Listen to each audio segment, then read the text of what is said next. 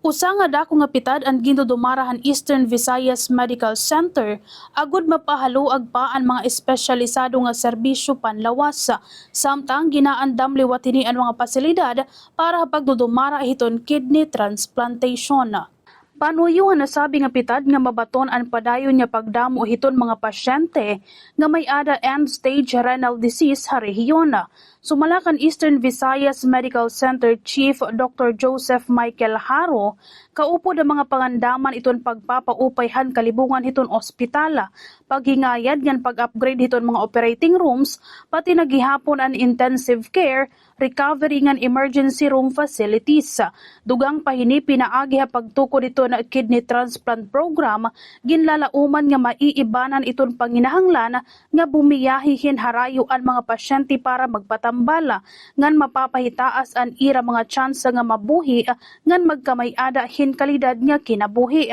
Ginmalatumat gihapon hini nga nakabugos na iton ospital usa nga multidisciplinary transplant team nga ginbubugos iton mga surgeon, nephrologist, anesthesiologist, nurse ngan transplant coordinators nga magmamangulo diri la ha kidney transplant kundi pati gihapon ha iba pa nga serbisyo may pagisumpay hapag atiman hiton mga pasyente nga may sakita ha kidney. Kadugangan pahini gintagan na gihapon in special nga giya ang mga medical staff hiton renal care services hiton EVMC agud masigurado iton kataluwasan han mga pasyente ngan pagsunod hiton hitaas nga standard ethics. Manunumduman nga dida hiton nakalabay nga Enero nagdumarahin mentoring ngan monitoring iton technical working group for renal care and transplant hiton Department of Health hapangunguna hiton Health Facility Development Bureau ngan DOH Eastern Visayas Health Facility Development agud panginanuon ngan giyahan iton renal care service hiton EVMC. Panuyo naman ito nasabi nga mentoring nga mas mapaupay pa iton kalidad kataluwasan ngan kaupay hiton mga serbisyo may pagisumpay ha kidney. Kaupod na iton dialysis ngan pag-atimana ug sangan kahuman hiton transplanta. Pinaagi iton regular nga panginanungan performance review gintalinguha hiton TWG nga masigurado nga nababaton hiton ospital ang mga gintudlok nga clinical ngan operational standards.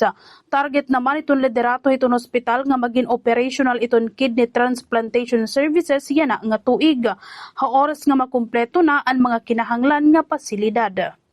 Kung matutuman, ginlalauman nga magiging mahinungdanon nga butang ini hapag papaor sa iton serbisyo panlawas sa rehiyon ngan maghahatag hinbag-o nga paglaom ha mga pasyente nga namibiling hintambal ha ira sakit. Tigang din ni Bombo Radio Tacloban, ini Bombo Veronica Ucasla, and this is Bombo Radio Philippines, the number one and the most trusted source of news and information. Basta Radio, Bombo!